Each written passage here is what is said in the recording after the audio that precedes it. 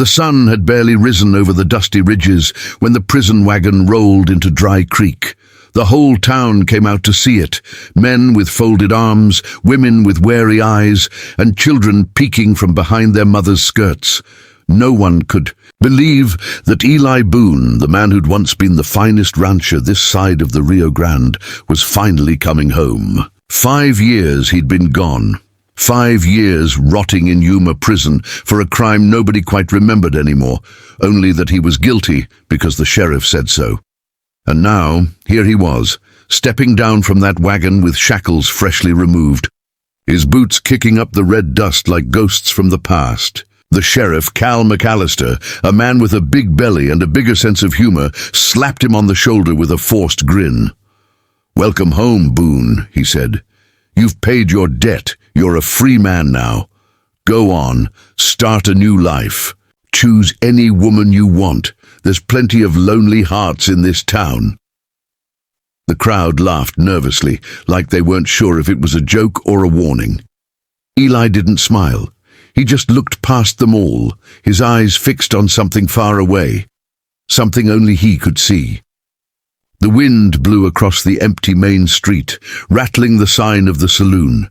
Somewhere in the distance, a church bell began to ring. That sound hit him like a bullet. He hadn't heard a bell since the night they took him away. And she had been there, standing on those church steps, her face pale as the moon, her voice trembling when she swore she saw him take the gold that vanished from the sheriff's office. Mara Jane. The woman he'd once planned to marry. The woman whose word had sent him to prison. The sheriff kept talking, but Eli wasn't listening.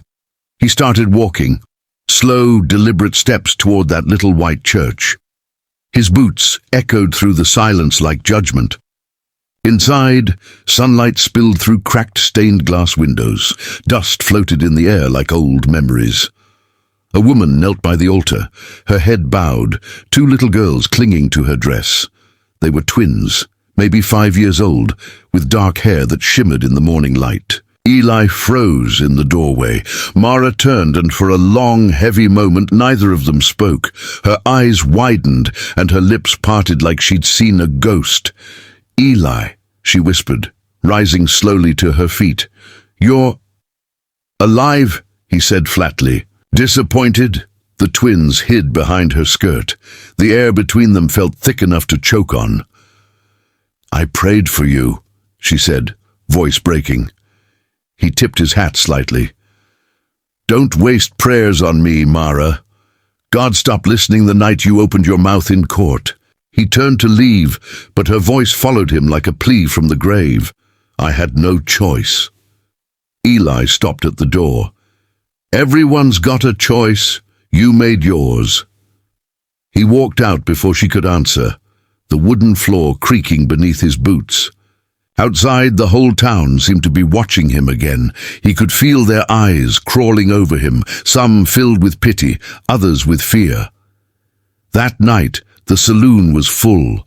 Cards slapped the tables, whiskey flowed, and laughter rose like smoke. But when Eli stepped through those swinging doors, everything stopped. The piano player froze mid-tune. The sheriff, sitting with a few men near the bar, raised his glass.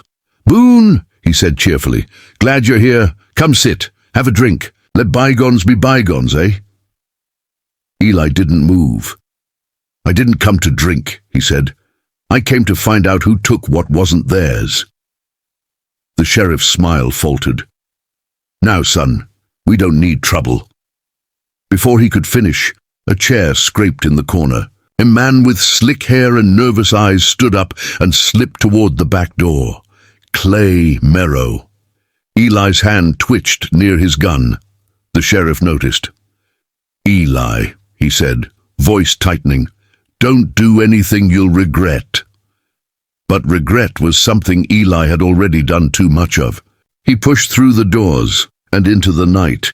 The moon hung low, casting silver light on the desert. Clay's horse was already thundering down the dirt road, but Eli's was faster. He mounted up and gave chase, his coat whipping in the cold wind. The chase cut through the open plains, over dried creek beds and broken fences, until Clay's horse stumbled and threw him to the ground. Eli pulled up, dust swirling around him, revolver in hand. "Tell me the truth, Clay," he growled. "Why'd you do it? Why'd you put me in that cell?" Clay's face was pale as bone. It wasn't supposed to be you, Boone. Mara, she begged me. Said if I didn't say your name, they'd hang her father for it. I didn't want blood on my hands." Eli's breath caught in his chest. The world tilted. 5 years of hate, rage, and loneliness, all of it suddenly cracked open by the truth. He holstered his gun slowly, staring down at the man who'd stolen his life. "Then you should have thought twice before saving one and killing another." He rode off without another word, leaving Clay trembling in the dust. By the time Eli returned to Dry Creek, dawn had painted the town gold. The church bell rang again, soft this time, like forgiveness trying to find its way through. Mara stood on the church steps, the 2 little girls beside her.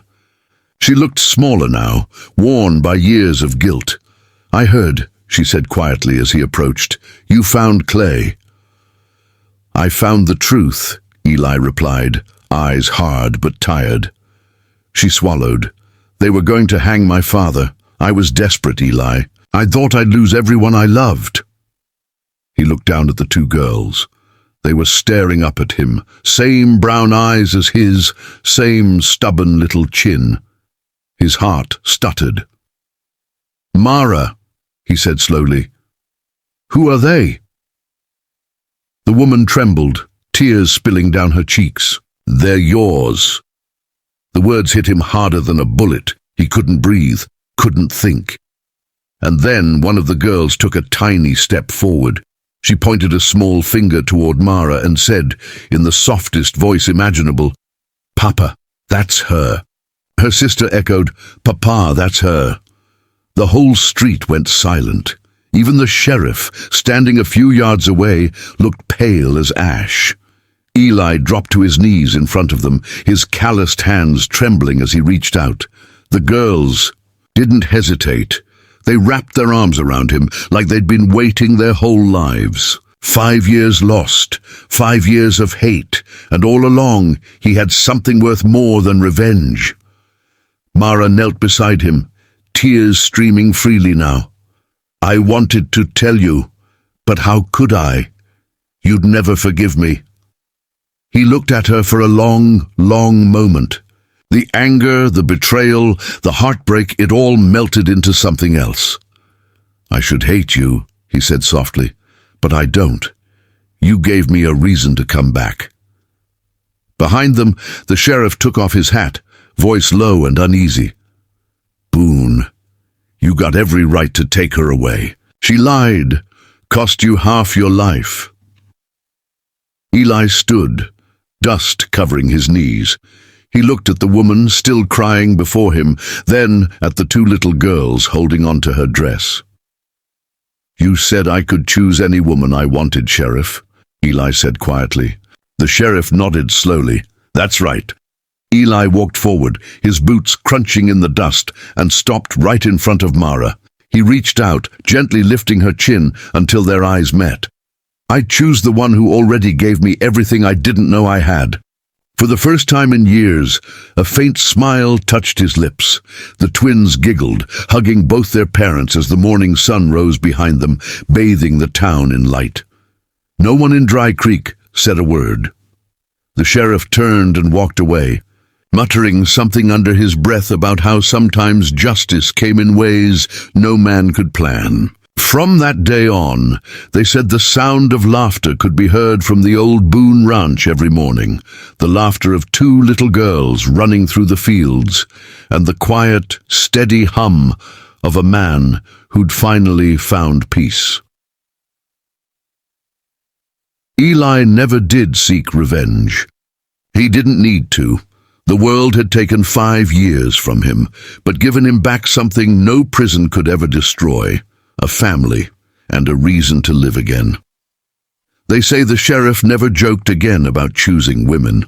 Not after that day. Because everyone in Dry Creek still remembered how it ended. when two little girls pointed to a broken man and said, "Papa, that's her." And for once, in that dusty, unforgiving land, love had the final word.